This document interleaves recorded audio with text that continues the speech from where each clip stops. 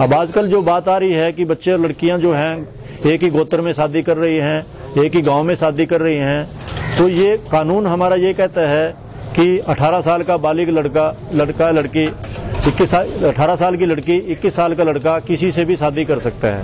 पर ये कहाँ मेल नहीं खाता खाप पंचायत से कि गांव में हमारी कुछ परंपराएं हैं, कुछ सिस्टम है, भाईचारा है। अगर हम ऐसा करने लग गए तो ये जो अमेरिका की संस्कृति और दूसरी है तो हमारे उनमें कोई फर्क नहीं रहेगा। हमारे जो है ना गांव में बिल्कुल ही सिस्टम खराब हो जाएगा।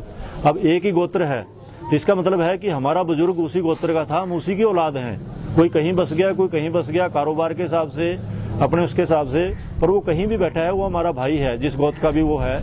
तो आपस में भाई बहन का रिश्ता है, परिवार का रिश्ता होता है। इसके अलावा जो दूसरे जाति है, धर्म है और है, उसमें हम इसको ठीक मानते हैं। जो आज कॉलेजों में जा रहे हैं, नई संस्कृति अडॉप्ट कर रहे हैं, उनको भी समझना चाहिए कि आने वाले टाइम में ये हमारे लिए कितना नुकसानदायक है। मारना किसी को ठीक नहीं है, हम इससे समर्थक नहीं है।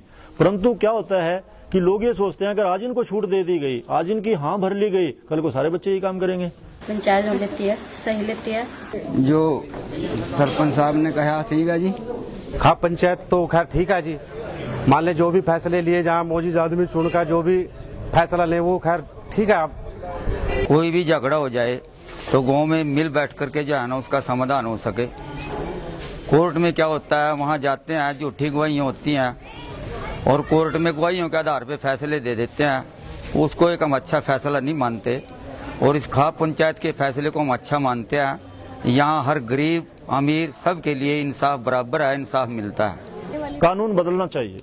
समाज को देखते हुए, हमारे भारत की संस्कृति को देखते हुए, हमारे राजनीतिक लोगों को इसके बारे में सोचना चाहिए।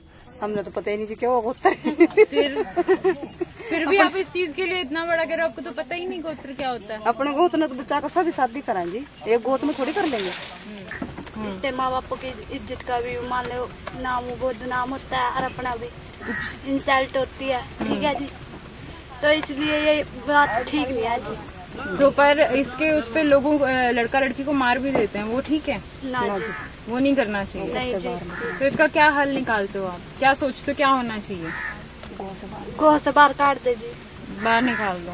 तो अगर उनके पास पैसा ना हो, खाना पीना कहाँ से खाएंगे फिर वो तो उन्हें देखना चाहिए जी, कहाँ तक खाओगे। तो उनकी सिरदर्दी है।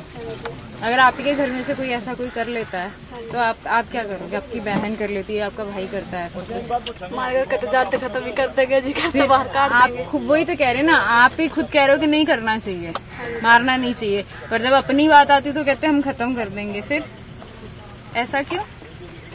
हमारे गांव में अभी थोड़ा उतनी जागृति नहीं आई है लेडीज में कि वो पंचायत में अपनी बात कहें। परंतु जब भी कोई औरतों से संबंध मसला होता है शादी का, या आज जैसे आप देख रहे हो यहाँ लोग बैठे हैं, अगर इसमें कोई विवाद औरतों से संबंधित होता है तो उनको बुलाते भी हैं, उनकी बात पूछते हैं, चाहे उनको अलग बैठा लेते हैं, उनकी बात भी सुनी जाती है। ऐसा नहीं है कि भी उनकी नहीं सुनी जाती, जब भी जरूरत पड़ती है वो आ जाती हैं। अभी ऐसा सिस्टम गाँव में एजुकेशन की कमी के कारण और या उनकी अपनी एक पर्दा प्रथा है, या घर में औरतों का काम अपना काम करती है, इसलिए वो पंचायतों में अगर उनको बुलाएं भी तो नहीं आती। जब उनसे संबंधित मसला होता है तो जरूर आती हैं। तो उनका एजुकेशन देने के लिए कुछ किया गया? उसका सरकार बहुत योगदान दे रही है। हम भी जो गांव के प्रतिनिधि हैं, हम भी बहुत जोर लगाते हैं, स्कूल में जा रहे हैं, पर अभी हमारे यहाँ इतनी इंस्टीट्यूशन नहीं खुले हैं, इतनी फैसिलिटी नहीं है कि हर आदमी को शिक्षा दी जाए।